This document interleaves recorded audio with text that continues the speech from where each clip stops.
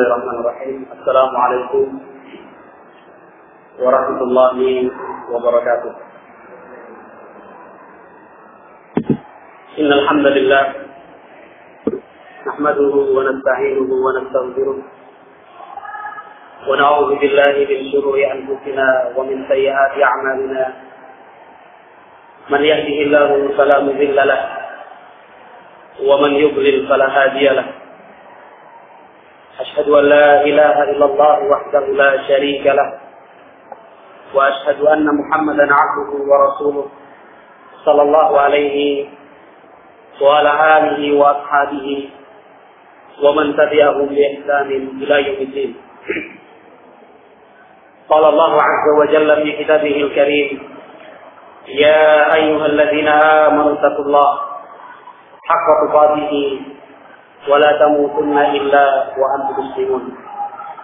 فإن أصدق الحديث كتاب الله وخير الهدى هدى نبينا محمد صلى الله عليه وسلم وشر الأمور محدثاتها فإن كل محدثة بدعة وكل بدعة ضلالة وكل ضلالة في النار. Segenap ikhwan dan akhwat yang dimuliakan dan dirahmati oleh Allah Subhanahu wa ta'ala, rahmat dan kasih sayang Allah untuk makhluknya tidak berbatas dan tidak berakhir. Selama masih ada makhluk, maka rahmat dan kasih sayangnya selalu tercurah. Dan di antara makhluk-makhluk Allah Subhanahu wa ta'ala adalah kita, makhluk yang Dia ciptakan dengan nama manusia. Alangkah banyaknya nikmat, bentuk rahmat dan kasih sayang Allah Subhanahu wa ta'ala untuk kita, umat manusia. Dan di antara segenap manusia, Allah masih memilih di antara mereka orang-orang yang bertakwa. Untuk golongan yang bertakwa, rahmat dan kasih sayang Allah Subhanahu wa ta'ala jauh lebih khusus, lebih baik, dan lebih istimewa. Oleh karenanya, segenap ikhwan dan akhwat yang dimuliakan dan dirahmati Allah, seringkali kita mendengar nasihat, ajakan agar selalu meningkatkan takwa kepada Allah Subhanahu wa ta'ala. Karena sesungguhnya bekal dan modal yang terbaik yang harus kita miliki untuk mengarungi kehidupan dunia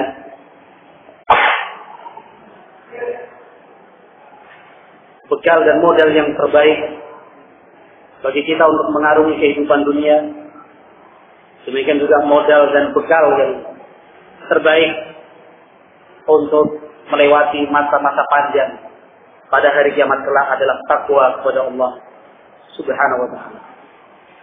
Dari sekian banyak ayat yang disebutkan di dalam Al-Quran dan dari sekian banyak hadis Rasulullah Sallallahu Alaihi Wasallam yang beliau sabdakan dan diriwayatkan sampai kepada kita, sesungguhnya ada sebuah surat dalam Al-Quran.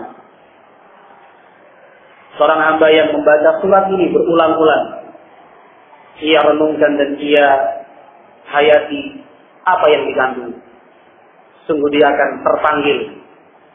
Dia selalu terjaga dan termotivasi untuk selalu menjaga dan meningkatkan takwa kepada Allah Subhanahu wa ta'ala. Surat yang saya maksud adalah surat At-Talaq yang disebutkan Allah Subhanahu wa ta'ala di dalam Al-Quran, di dalam juz yang ke-28. Surat At-Talaq, di dalamnya bahkan sebagian besarnya adalah ayat-ayat yang selalu mengulang-ulang tentang takwa. Yang selalu mengulang-ulang tentang takwa. Surat ini disebutkan Allah Subhanahu wa ta'ala membahas tentang hukum-hukum perceraian, talak yang terjadi di tengah-tengah keluarga muslim. Namun di sela-sela ayat-ayat yang menjelaskan tentang perceraian dan talak tersebut, Allah Subhanahu wa ta'ala selalu mengingatkan tentang takwa. Mengapa demikian? Ikhwan dan akhwat yang dimuliakan dan dirahmati Allah Subhanahu wa ta'ala, karena masa-masa kehidupan seorang manusia yang tersulit adalah pada masa-masa dia menghadapi kasus, dia menghadapi masalah di dalam keluarganya. Di dalam keluarga, terutama tentang perceraian, terutama tentang talak, sesuatu yang sangat sulit untuk dilalui dan dilewati. Pada ayat yang kedua misalnya, Allah Subhanahu wa taala berfirman di akhir ayat yang kedua,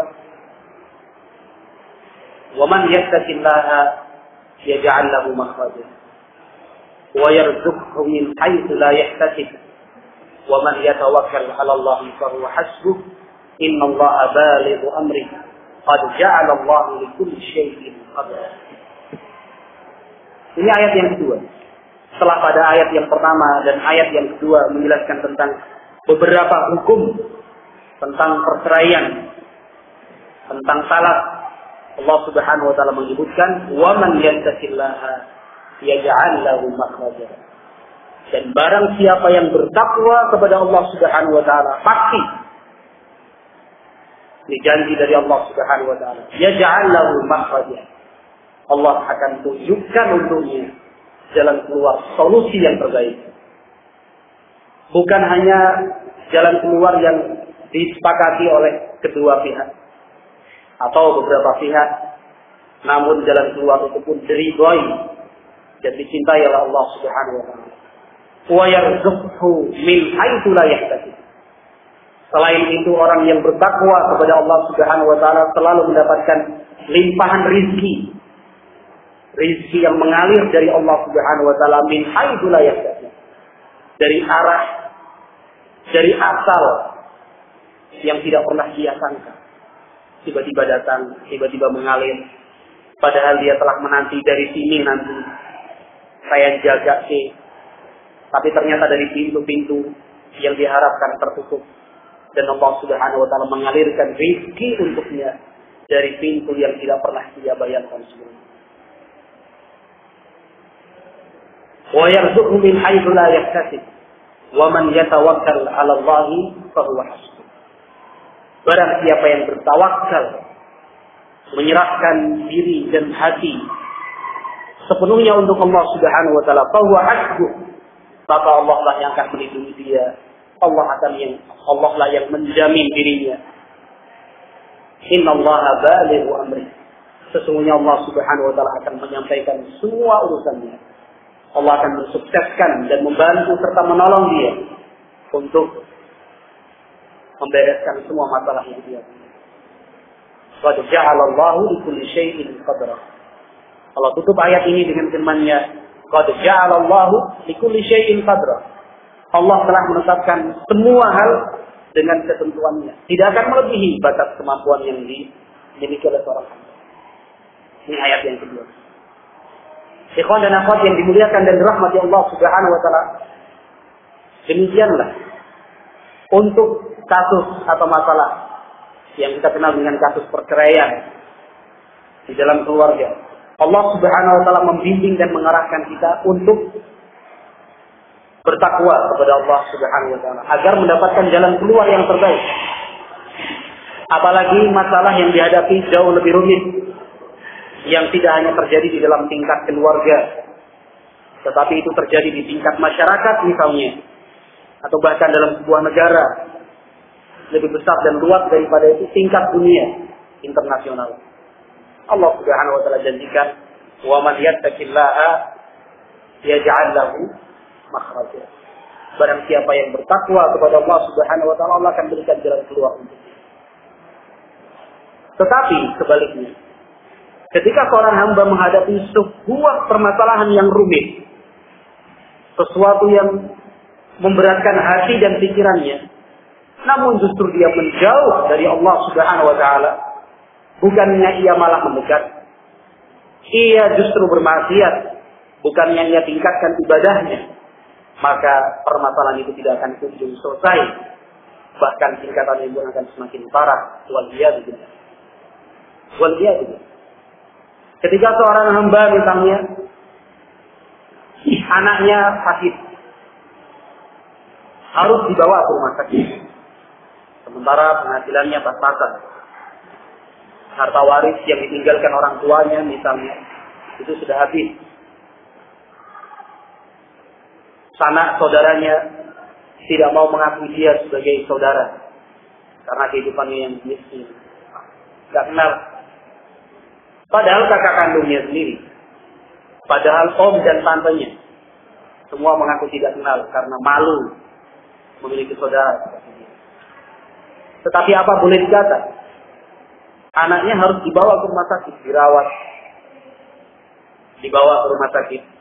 Ternyata vonis atau diagnosa dari dokter, penyakit yang diderita anaknya cukup parah. Harus diambil tindakan-tindakan seperti ini, seperti itu. Yang itu membutuhkan biaya yang tidak sedikit. Jumlah biaya yang tidak pernah ia pikirkan dan tidak bayangkan untuk ia miliki sebelumnya. Tetapi akhirnya karena desakan dari istrinya, ibu dari anak-anaknya, demikian juga dari dokter dan tenaga medis yang ada, ini diinapkan di rumah sakit. Bagi seorang hamba, pilihannya ada dua. Ia mengharapkan bantuan dan pertolongan dari Allah Subhanahu wa Ta'ala ataukah dari yang lain. Pada umumnya, dalam kasus yang seperti ini dan yang semisalnya, kita akan berpikir, saya akan pinjam kepada siapa? Saya akan berhutang kepada siapa? Kira-kira siapa yang mau membantu saya? Apakah perlu saya kirimkan berita tentang anak saya ini ke surat kabar harian? Dari surat kabar harian itu nanti dikumpulkan donatur dan yang sebagainya. Pada umumnya seperti itu kita berpikir. Yang mengakibatkan kita lupa bahwa di sana ada zat yang maha memperhatikan apa yang kita perbuat. Zat yang maha kaya raya. Zat yang selalu mengabulkan permintaan hambanya. Kita lupa. Memang benar kita harus berusaha dan berikhtiar. Tetapi langkah yang pertama adalah kita kembali kepada Allah Subhanahu wa Ta'ala. Wa man yattaqillaha yaj'al lahu makhraja. Barang siapa yang bertakwa kepada Allah Subhanahu wa Ta'ala, pasti Allah akan berikan untuknya jalan keluar dari surga. Itu pasti. Yang pernah merasakan seperti ini meskipun sekali, maka insya Allah akan dia jaga seperti itu sepanjang hidupnya. Pernah ia rasakan masa-masa yang paling sulit, kemudian dia bertakwa kepada Allah Subhanahu wa Ta'ala, lalu Allah tunjukkan jalan keluarnya. Lalu pada masa yang akan datang, pada hari-hari yang berikutnya, ketika dia menghadapi masalah yang sulit, dia akan ambil kembali takwa itu. Dia tingkatkan kepada Allah Subhanahu wa Ta'ala, karena pintu jalan keluar dan solusi itu pasti datang dari Allah Subhanahu wa Ta'ala. Tetapi bisa kita bayangkan ikhwan dan akhwat yang dimuliakan dan dirahmati Allah Subhanahu wa Ta'ala, bisa kita bayangkan jika saya sebagai ayah dari anak itu kemudian akhirnya mati pikiran, mati hati, tidak bisa lagi berpikir dengan sehat, tidak bisa lagi merenungkan dengan baik jalan keluar apa yang harus saya tempuh. Akhirnya gelap mata, gelap hati, gelap pikiran, melakukan tindak kejahatan. Butuh biaya yang bertaruh-taruh. Apa yang harus saya perbuat? Akhirnya mencuri, merampok, menjamret dengan alasan desakan ekonomi keluarga. Kan sering kita mendapatkan berita di koran atau di mana saja. Kalau orang pencuri, penjahat, perampok ditangkap, alasannya karena desakan ekonomi keluarga. Sebuah alasan yang terlalu dibuat-buat. Alasan yang tidak bisa diterima untuk membenarkan tindakan-tindakan salah seperti itu. Atau pada akhirnya ia menerima tawaran. Ini ada uang pinjaman, tapi nanti bayarnya harus pakai bunga sekian persen, 3%. Nanti kalau kamu nggak punya uang, anakmu tambah parah. Nanti kalau mati bagaimana anakmu? Pikir-pikir. Yang lain datang dari yayasan Kristen misalnya, kami tawarkan bantuan gratis, berapapun banyaknya, tidak ada bunga, tidak ada biaya administrasi. Tapi nanti kalau sudah sembuh, bapak, keluarga harus pindah ke kompleks kami. Hanya itu saja. Bingung. Karena kasus seperti ini pernah terjadi. Ada seorang tetangga kampung sebelah datang ke rumah saya menyampaikan seperti itu. Terlilit hutang, ya karena kasus sakit dan yang semisalnya. Dia sampaikan butuh pinjaman uang. Ada yang berkeinginan untuk memberikan pinjaman, tapi syaratnya tadi berbunga. Sementara pinjaman yang pertama pun sudah berbunga. Tapi yang kedua bunganya lebih sedikit. Biaya administrasinya pun hanya Rp1.000. Saya ceritakan juga ada utusan dan perwakilan dari Yayasan Kristen yang datang ke rumah saya. Kantornya di dekat Manahan gini. Nggak tahu. Samping gereja. Datang ke rumah saya juga menawarkan bantuan gratis. Semuanya apapun, berapapun biaya yang saya butuhkan, mereka siap untuk mengeluarkan. Tanpa ada perjanjian itu harus mengembalikan. Tidak ada. Cukup menerima, selesai. Tapi nanti, kalau sudah tunggu, harus pindah ke kompleks perumahan yang telah kami siapkan. Ternyata mereka punya semacam perumahan, tapi bukan di Surakarta. Kalau Surakarta mahal ya. Rugi nanti gerejanya. Tapi di daerah pinggiran atau kabupaten lain. Pindah ke sana, semua kakaknya sudah cukup. Kalau mau. Dia bimbang, dia ragu. Saya hanya bisa memberikan nasihat.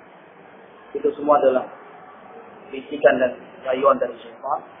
Allah Subhanahu wa taala Maha Kaya. Allah yang menciptakan sakit, Allah juga yang menyembuhkan. Allah yang menciptakan manusia, Allah juga yang mengatur rezeki. Alhamdulillah semua tawaran tadi dia tolak, dan pada kesempatan yang akan datang, pada kesempatan yang berikutnya, alhamdulillah beban-bebannya telah terselesaikan dengan baik. Kita bisa bayangkan ikhwan dan akhwat yang dimuliakan dan dirahmati Allah Subhanahu wa taala. Bila saya sebagai ayah dari anak itu kemudian memilih satu dari 3 pilihan tadi, merampok, copet, menjamret, dan tindakan yang semisalnya, atau saya mengambil pinjaman berbunga yang dikatakan Islam dengan riba, atau saya terima tawaran dari agama lain, tapi syaratnya saya harus menjual agama dan akidah. Bukannya penyakit anak saya akan sembuh. Belum tentu, belum ada jaminan. Belum tentu. Dan belum tentu juga saya selamat dari jeratan-jeratan kejahatan tadi. Misalnya saya merampok, sekian puluh juta saya dapatkan. Kemudian saya bayarkan untuk biaya perawatan anak saya. Apakah ada jaminan juga kalau sudah dibayar, sudah dirawat di rumah sakit, kemudian tetap hidup? Seandainya pun anak itu sehat kembali, tapi saya telah berdosa, dan anak saya telah ternoda dengan uang yang haram, yang justru akan menyuramkan kehidupan dia pada masa yang akan datang. Akan semakin suram. Apalagi kalau anak itu semakin sakit, semakin parah sakitnya, atau bahkan meninggal dunia. Kita yang bertanggung jawab atas dan tetapi kita sebagai kaum muslimin yang kita ingat adalah waman yattaqillaha yaj'al lahu makhraja. Barang siapa yang bertakwa kepada Allah, Allah akan berikan kemudahan keluar, wa yarzuqhu min haitsu la yahtasib. Allah akan berikan rezeki untuknya dari arah, dari asal, dari tempat, dari sumber, dari pintu yang tidak pernah ia sangka-sangka. Yang tidak pernah ia sangka-sangka. Dan kisah seperti ini banyak sekali. Kisah yang seperti ini banyak sekali. Bagaimana seorang hamba itu bertakwa, tulus hatinya, bersih niat dan tujuannya. Allah Subhanahu wa taala tunjukkan kebesarannya. Allah Subhanahu wa taala tunjukkan kebesarannya. Contoh kecil misalnya dari arah yang tidak pernah ia sangka-sangka. Ada seorang bapak-bapak, profesinya menarik desa. Profilnya menarik desa. Di Kabupaten Bantul, Yogyakarta. Kisah nyata. Karena niatnya baik, tulus, hatinya bersih, dia ingin berangkat menunaikan ibadah haji di tanah suci.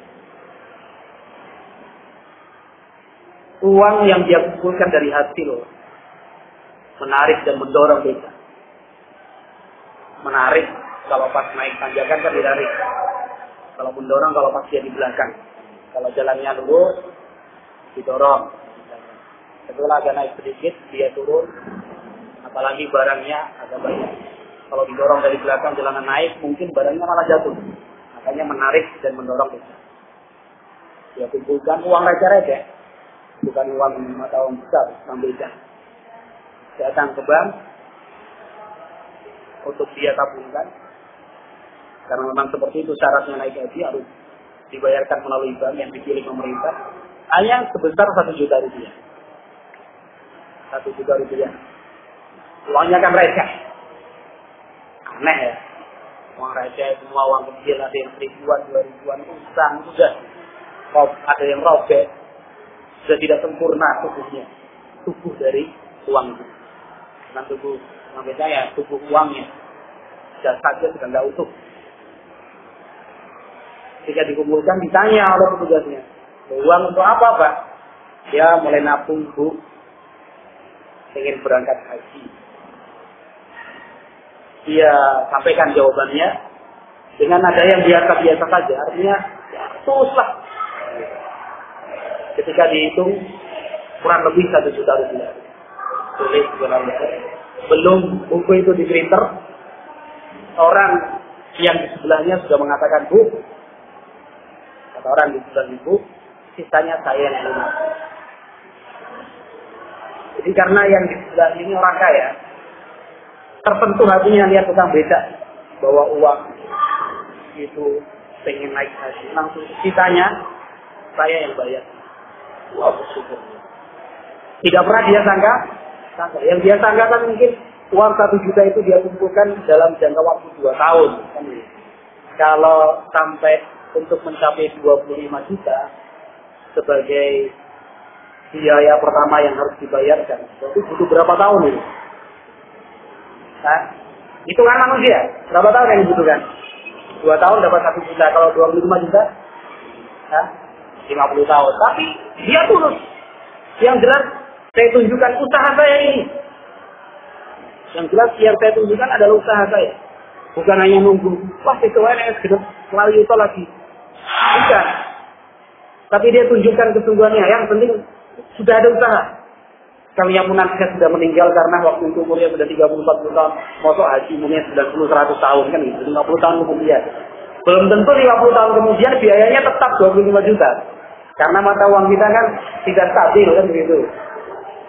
Dulu 1000 sudah banyak, sekarang 1000 aja untuk beli permen cuma dapat 2. Tapi dia tunjukkan usahanya. Karena bagian dari takwa itu berusaha. Bentuk dari takwa kepada Allah Subhanahu wa taala itu berusaha. Sama juga kita yang ingin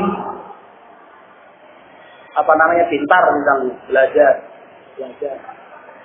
Atau kita yang punya cita-cita misalnya, ingin menjadi atlet karateka, judo, pesilat, wushu dan misalnya.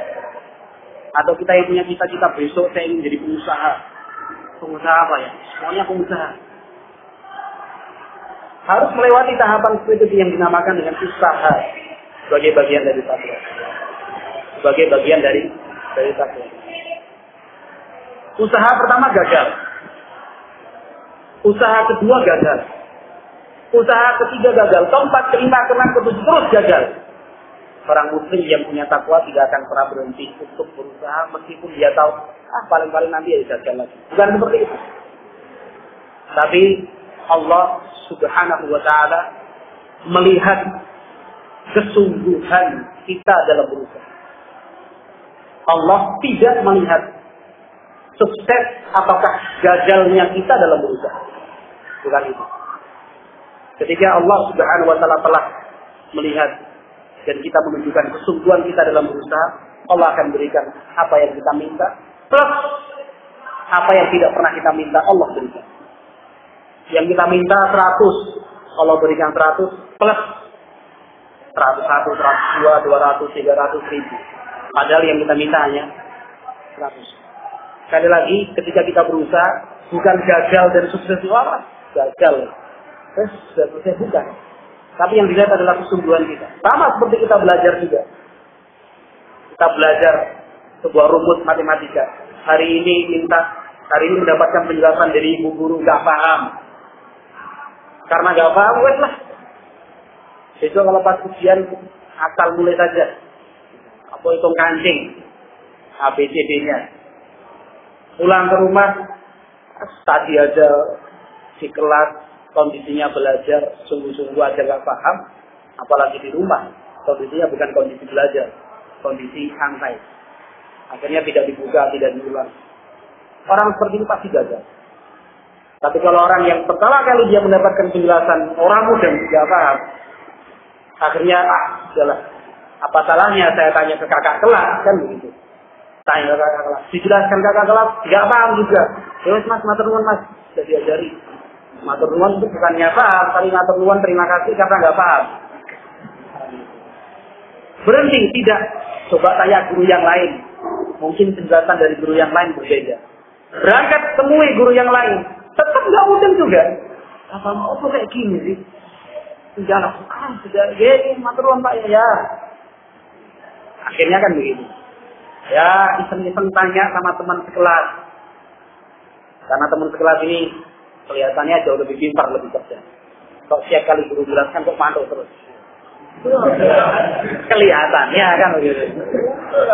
Sambil gini-gini, ya. Temui kok kita mau paham gue. Ini tanya, mau mantuk tok ya. Ternyata sama saja. Yang punya takwa dengan takwa kualitas yang baik sampai seperti itu, teman sekelas ternyata yang podo-podo mantuknya, dia tidak pernah berhenti. Pulang dia ke rumah, dalam kamarnya, dalam suasana yang santai bahkan, dia buka lagi catatannya. Dia lihat lagi orek-orekan yang dia dapat dari guru pertama. Kemudian dia lihat lagi orek-orekan dari kakak kelasnya tadi, kan begitu urutannya. Dia buka lagi orek-orekan dari guru yang lain. Kemudian dia buka lagi orek-orekan dari teman sekelasnya yang sama-sama nggak mudeng. Pokoknya orek-orekannya tadi kayak gini yang tadi dari bawah dulu. Dia baca, dia gunakan kemampuan berpikirnya. Akhirnya dia temukan juga itu pasti. Tapi kalau sekali saja gagal, mundur lagi. Sudah, pokoknya hitung kancing. Lulus ya lulus, orang lulus ya ngulangi memek kan gitu. Dikasih kesempatan mengulang kok. Itu dalam hal belajar dan seterusnya. Apapun keinginan kita, apapun cita-cita kita harus melewati seperti itu.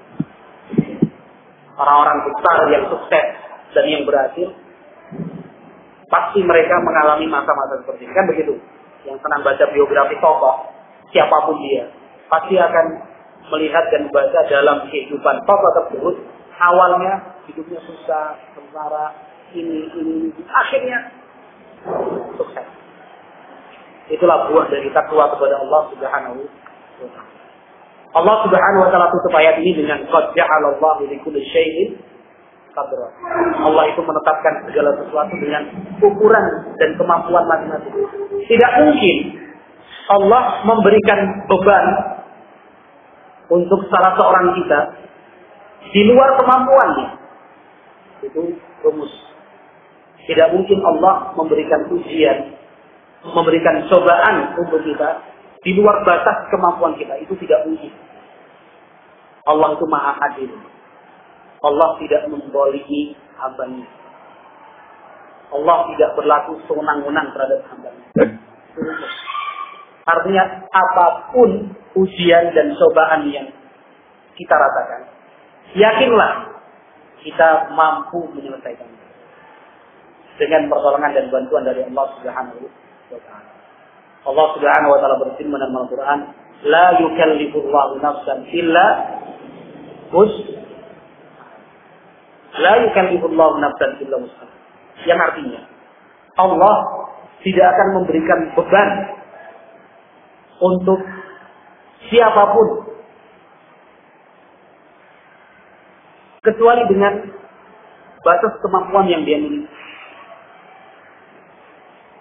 Kecuali dengan batas kemampuan yang dia miliki. Sehingga tidak benar kalau seorang hamba mendapatkan ujian dan cobaan dari Allah Subhanahu wa taala mengatakan, "Ya Allah, aku enggak mampu, ya Allah.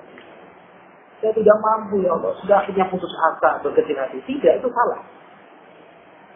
Bukan seperti itu ucapan yang baik. Tetapi yang benar ketika ia mendapatkan ujian dan cobaan dari Allah Subhanahu wa taala, dia mengatakan, "Ya Allah, bantulah aku.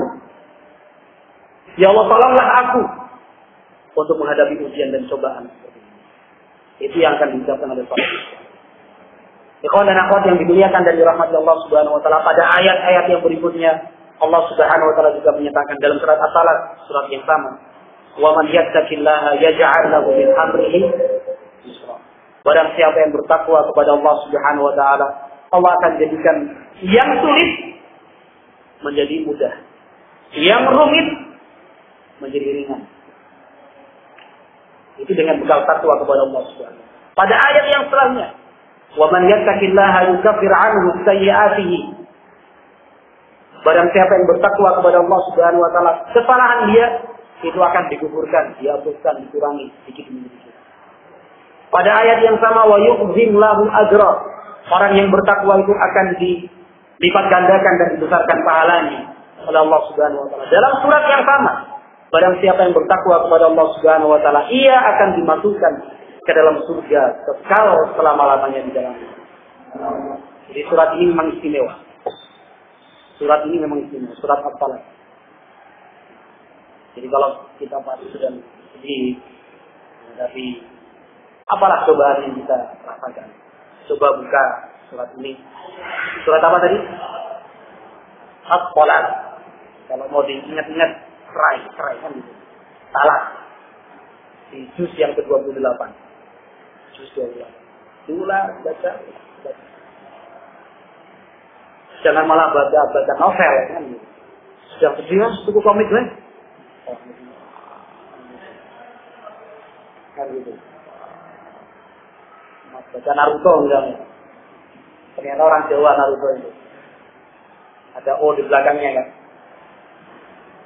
Dan Muhammad malah nonton film di bioskop atau sewa TV. Yang akan menyelesaikan masalah. Oh, yang dibaca di komik Naruto bukan cara menyelesaikan masalah kan, bukan. Tapi imajinasi bohong-bohongan manusia kan gitu.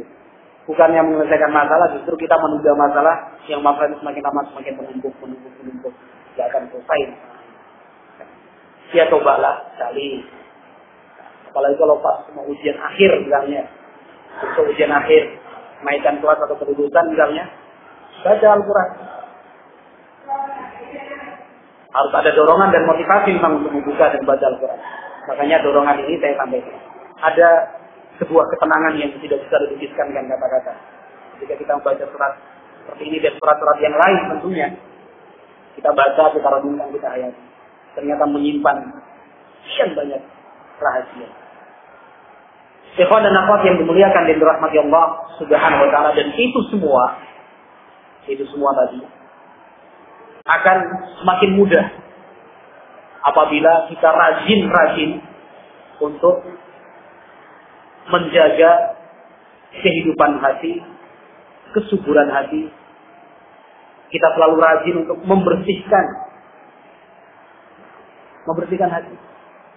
Hati itu ibarat tanah ladang yang kita temui. Tempat kita menanam, tempat kita menyemai benih. Hasil dari benih yang kita sebarkan itu tergantung bagaimana kita merawat dan memperhatikan tanah itu sendiri. Percuma kita menyemai, menebarkan benih, sementara setiap rumput ilalang yang tumbuh di atas tanah ladang itu tidak pernah kita siangi, tidak pernah kita bersihkan. Akhirnya tanaman yang tumbuh dari benih yang kita sebarkan tumbuh bersama-sama dengan rumput-rumput dan ilalang yang lain. hanya akan menghasilkan apa? Percuma kita sebarkan benih, sementara kita tidak menyirami, tidak memberikan pengairan dan irigasi yang baik. Percuma saja kita sebarkan benih tanaman yang kita harapkan hasilnya besok, tetapi kita tidak berikan pupuk untuk tanah itu, dan tidak kita berikan pagar sehingga hewan dan binatang bisa masuk leluasa merusak tanaman yang telah kita tanam di tempat tersebut. Seperti itulah gambaran dari hati kita. Karena hati kita masing-masing ternyata memiliki kehidupan sama seperti yang empunya, seperti yang punya tauhidnya sama. Kita sebagai manusia dikatakan makhluk hidup, maka demikian juga hati adalah sesuatu yang hidup. Maka kita perlu menjaga kehidupannya, perlu kita jaga kesuburannya. Ketika hati itu hidup, subur, maka yang tumbuh adalah hal-hal yang baik. Hasil panennya memuaskan, selalu menguntungkan, tidak merugikan. Tapi kalau hati itu mati, kesuburannya semakin lama semakin menurun, justru akan menjadikan beban. Kita rugi. Punya lahan, tidak dimanfaatkan, tetapi beban kosnya masih ada. Rugi ya, minus. Oleh karena itu Nabi Shallallahu Alaihi Wasallam di dalam hadis sahih, hadis Nu'man bin Bashir radhiyallahu ta'ala anhu, Nabi mengatakan, ala inna fil jasadi mudghah, idza salahat salahal jasadu kulluh, wa idza fasadat fasada jasadu kulluh, ala wa iyal qalb. Sungguh kata Nabi Shallallahu Alaihi Wasallam, yang mengucapkan kata-kata ini bukan orang biasa.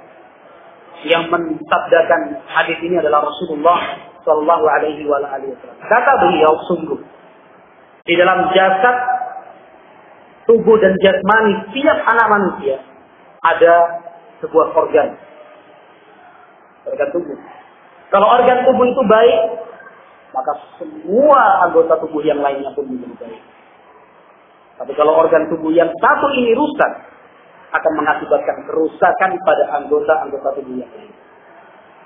Yaitu hati, kata Nabi SAW. Kalau hati orang itu baik, maka matanya baik, telinganya baik, lisannya baik, pikirannya baik, kakinya baik, semua tubuhnya baik. Diarahkan kepada hal-hal yang baik. Sebaliknya kata Nabi SAW, jika hati itu buruk dan rusak, maka semuanya pun akan rusak. Kalau hatinya sudah rusak, matanya pun rusak, pendengarannya pun rusak, pikirannya terlalu kotor dan rusak, dan seterusnya. Maka tugas kita berat sebenarnya, menjaga hati ini tetap hidup, subur, diberi makanan terus. Yang disilahkan oleh pengurus di sini yang menentukan tema disebut dengan nutrisi. Nutrisi itu ada nutrisi yang pokok, ada juga nutrisi tambahan pelengkap. Yang perlu dan harus kita berikan untuk hati kita adalah nutrisi utama dan nutrisi pelengkap. Ikhwan dan akhwat yang dimuliakan dan dirahmati Allah Subhanahu wa taala. Nah, di antara nutrisi yang bisa kita berikan untuk hati kita agar baik, setelah hati ini baik, semua apa yang kita miliki pun menjadi baik. Ketika hati kita baik, kita akan mudah mengamalkan takwa dalam kehidupan sehari-hari. Salah satu nutrisi yang terbaik adalah siraman ilmu. Itu yang paling penting. Siraman ilmu.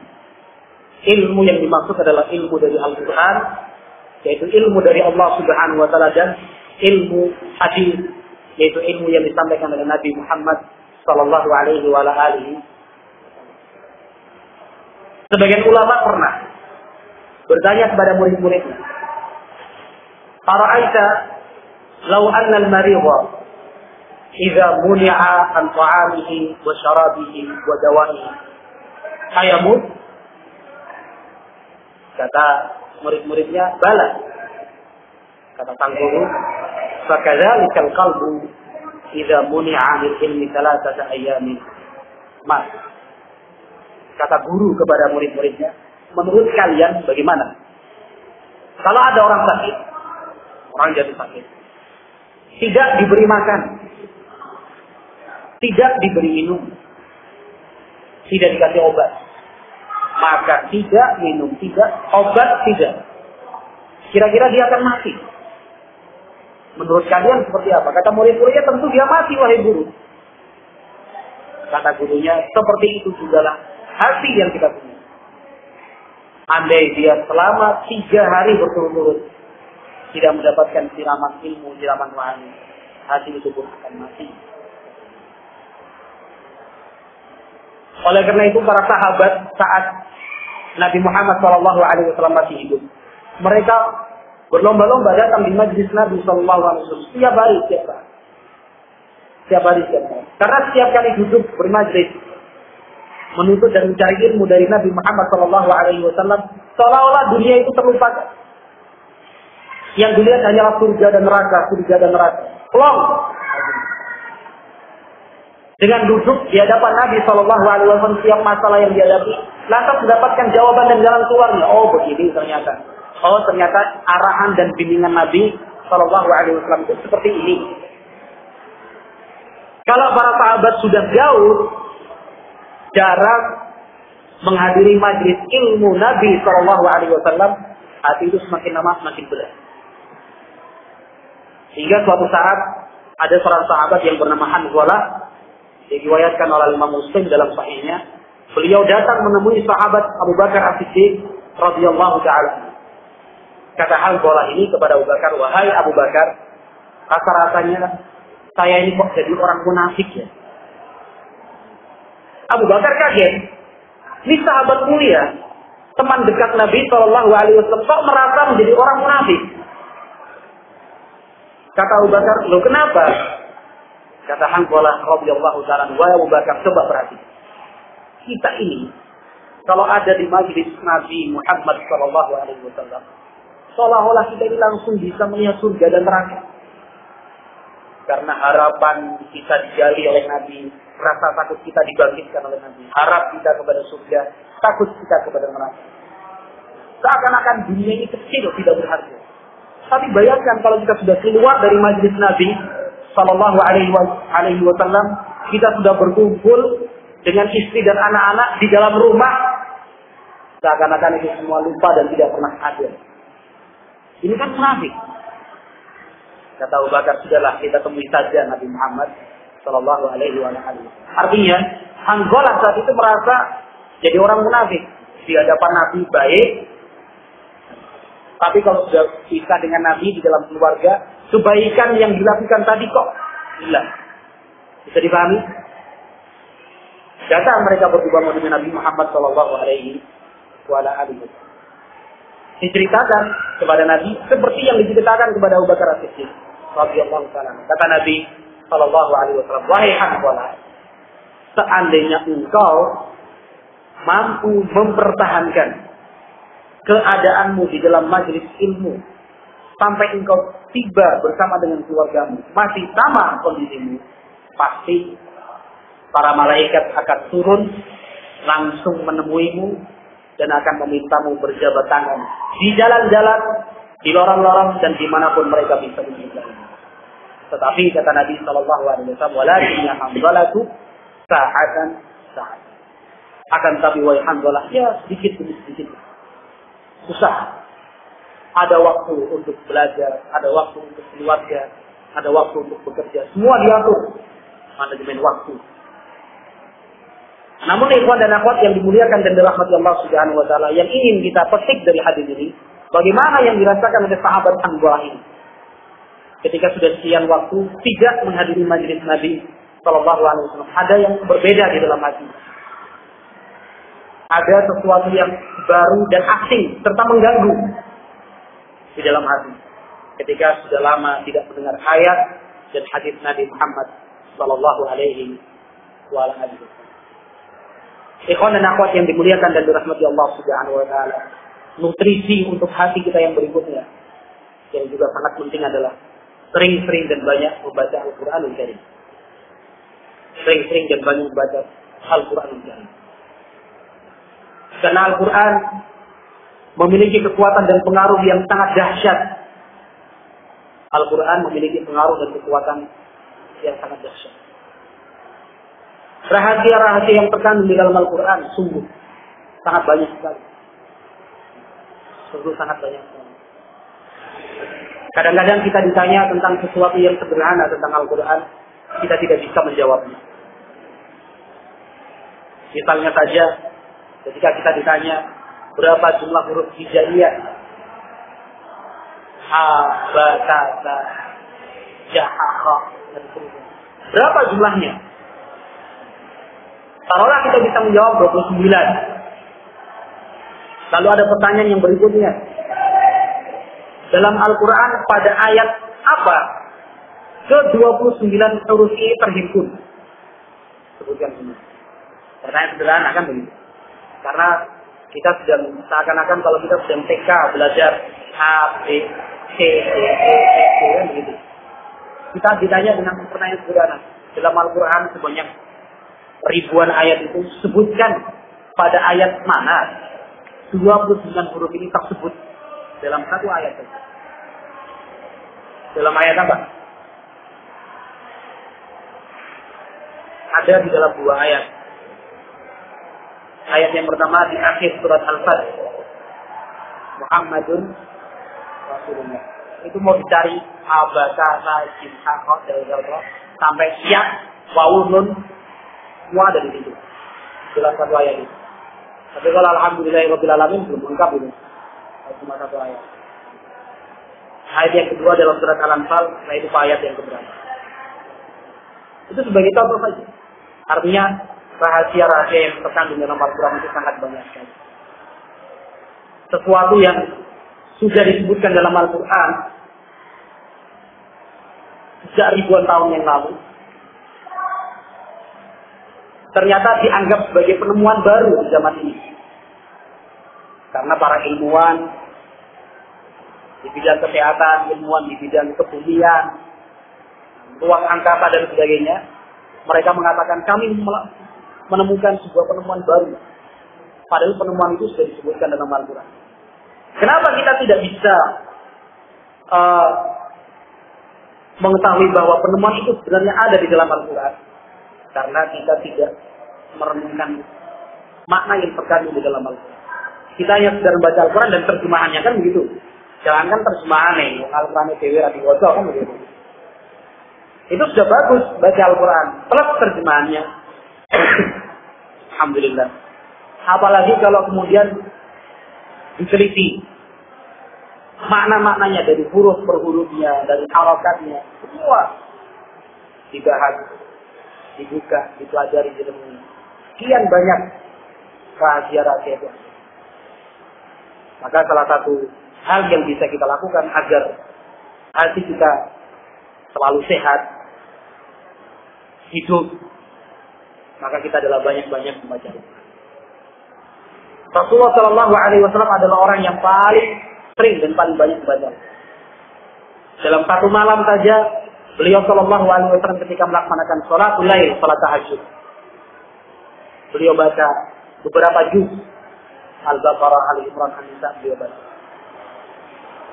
Dalam setahun sekali, Nabi Shallallahu Alaihi Wasallam menyetorkan hafalan Al-Quran kepada malaikat Jibril. Kecuali Ramadan terakhir sebelum beliau meninggal, Nabi Shallallahu Alaihi Wasallam menyetorkan membacakan Al-Quran di hadapan malaikat Jibril sebanyak 2 kali. Sampai-sampai kecintaan Nabi Shallallahu Alaihi Wasallam kepada Al-Quran, beliau ingin dan senang jika Al-Quran itu beliau dengar dari sahabatnya yang lain. Jadi Nabi kadang-kadang memanggil sahabat, ini apa wahai Nabi, bacakan Al-Quran untukku. Kata sahabat kaget loh, Al-Quran itu kan diturunkan untuk Anda. Kenapa justru Anda meminta kami yang bacakan Al-Quran? Kata Nabi Shallallahu Alaihi Wasallam, aku ingin mendengarkan bacaan Al-Quran itu dari orang lain. Ini Nabi Shallallahu Alaihi Wasallam. Tapi kalau orang muslim ya jangan sampailah merasa terganggu karena mendengar bacaan Al-Quran. Ribut. Kecuali kalau speakernya di setel keras-keras, ya itu mengganggu benar. Yang mengganggu bukan bacaan Al-Qurannya, tapi tingkat kerasnya suara ini satu. Tapi kalau suaranya bagus dan segala macam. Padahal kalau penggemar musik rock and roll, nggak merasa terganggu gitu. Sampai pendengarannya terganggu rusak, dia tidak merasa terganggu. Karena hatinya sudah rusak. Ikhwan dan akhwat yang dimuliakan dan dirahmati Allah Subhanahu wa taala. Maka salah satu tips agar kita bisa menjaga hati itu, kehidupan dan kesuburannya, kita punya jadwal rutin membaca Al-Quran.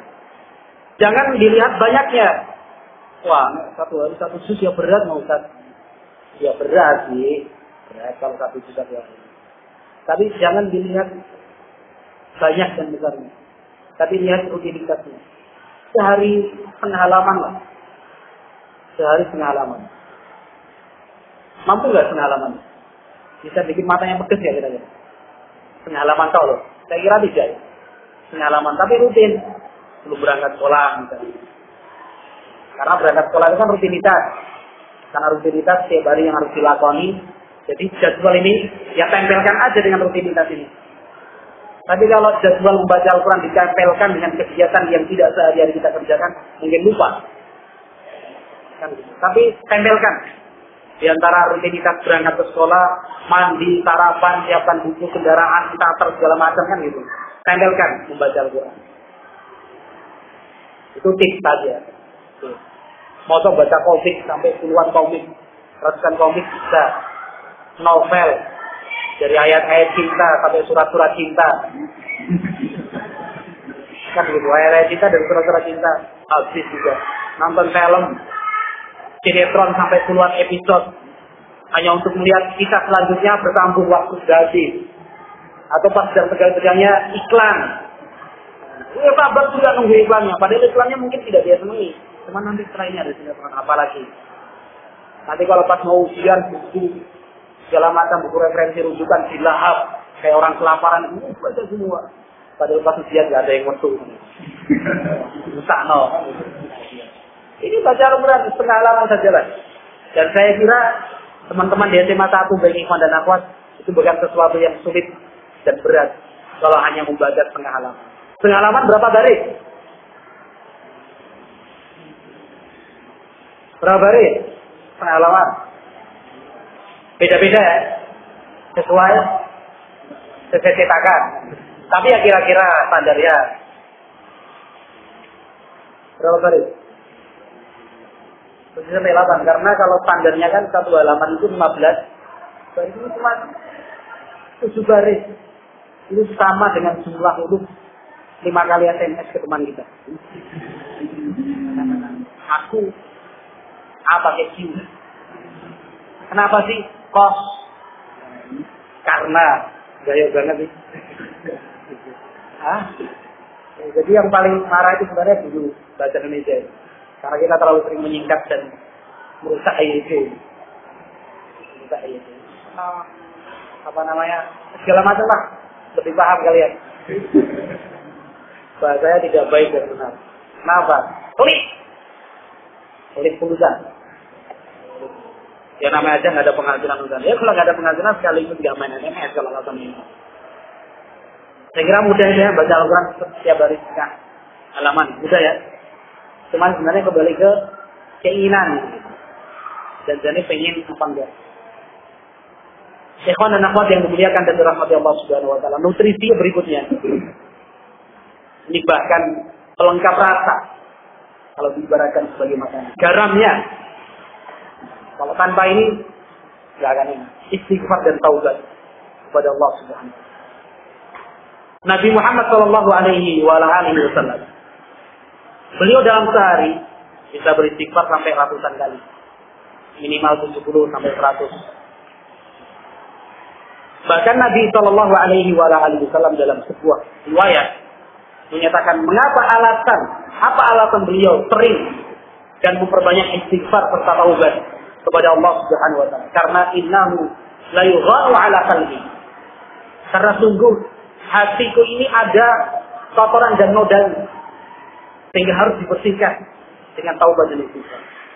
Ketika seorang hamba melakukan satu kesalahan, maka segera dia bertaubat dan istighfar kepada Allah Subhanahu wa taala sebelum hukuman itu datang. Sebelum hukuman itu, sungguh rahmat dan kasih sayang Allah itu maha luas. Kalau kita sebagai manusia, dalam hukum manusia, kita melakukan satu kesalahan, minta maaf, tidak minta maaf, dia tetap dihukum. Umumnya seperti itu. Yang namanya melanggar kok. Jelas-jelas naik motor, nggak punya SIM, nggak pakai helm, lampu merah di lewat, kan gitu misalnya. Tangkap polisi, ya ngapunten apa, ngapunten. Minta maaf, ya nggak bisa, hilang tetap. Itu manusia. Masuk sekolah, bolos 7 hari tanpa keterangan. Datang ke guru, ya ngapunten Pak. Kira-kira bisa diterima nggak sama bu guru? Nggak bisa diterima. Jangankan 7 hari, 2 hari berturut-turut tanpa keterangan saja. Kenapa? Apa sanksinya kira-kira? Kalau di sini? Hah? Sanksinya apa, Mas? Poin. Poinnya dikurangi. Apa poinnya ditambah? Oh, bagus lah kalau poinnya ditambah. Ada peningkatan poin. Tapi kita sebagai makhluk dan kepada Tuhan, kepada Allah Subhanahu wa taala, ketika kita berbuat salah, sebesar apapun kesalahan yang kita perbuat dan seberat apapun hukuman yang ditetapkan untuk jenis kesalahan tadi, ketika kita bertobat istighfar, hukuman itu kemudian tidak jadi. Tapi terus kemudian jangan enak-enakan, ya wis nang ngono carane kan gitu. Nah, jadi sudah maksiat dosa, nanti kira-kira hukuman datang istighfar deh. Itu namanya mempermainkan itu, mempermainkan agama. Tidak, bukan seperti itu arahnya. Tapi kita hanya ingin menjelaskan bahwa sungguh besar pengaruh dari taubat dan istighfar itu. Seberat apapun kesalahan yang kita lakukan, kemudian kita segera taubat dan istighfar, hukuman yang akan turun ditarik kembali oleh Allah Subhanahu. Oleh karena itu, dalam setiap hari dan setiap malamnya, kita seharusnya banyak dan bersering istighfar. Astagfirullahaladzim wa atubu ilaihi. La ilaha illa anta subhanaka inni kuntu minadh dhalimin. Yang sederhana kan astagfirullah.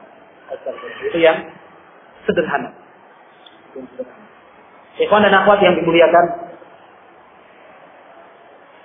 dan dirahmati Allah Subhanahu wa taala. Kemudian nutrisi yang berikutnya. Nutrisi juga penting. Sekaligus penutup. Nah, 10 kurang sedikit. Yang sisanya nanti itu pertanyaan. Nutrisi lain yang tidak kalah penting adalah sering-sering dan banyak mengingat tentang kematian. Mati. Ketika seorang hamba sering dan memperbanyak mengingat kematian, hatinya akan lembut. Hatinya tidak akan keras. Hatinya hidup. Akan mudah tersentuh misalnya. Oleh karena itu Nabi SAW dulu pernah melarang umatnya untuk melakukan ziarah kubur. Dilarang. Kuntu nahaitukum an ziyaratil kubur fazuru al-an fa innaha tudzakkirkumul maut. Kata Nabi SAW dulu, aku melarang kalian ziarah kubur. Tapi sekarang kalian boleh untuk ziarah kubur, karena ziarah kubur itu akan mengingatkan kalian kepada kematian. Akan mengingatkan kalian kepada kematian. Orang yang ingat mati, artinya ketika seorang hamba selalu terpatri dalam hatinya bahwa saya pasti akan mati. Saya harus mempersiapkan bekal sebelum saya mati nanti. Waktu hidup saya terbatas. Sebelum batas akhir itu tiba, saya harus punya bekal yang cukup. Dan yang semisalnya. Maka dia akan mudah untuk berbuat baik. Dan dia akan mudah untuk meninggalkan yang buruk. Dia akan selalu berpikir, kalau saya berbuat baik, Allah pasti akan membalasnya dengan yang lebih baik. Tapi kalau saya berbuat buruk, itu akan tercatat sebagai keburukan dan Allah pun akan memberikan hukuman yang timpal dengan keburukan yang kita lakukan. Banyak-banyak mengingat kematian. Banyak-banyak mengingat kematian. Dan sebuah informasi mungkin saya sampaikan bahwa untuk Desember tahun ini pada SMA itu tetap dilaksanakan. Mungkin sekaligus undangan buat teman-teman di sini akan dilaksanakan pada tanggal 24 dan 25 Desember 2 hari.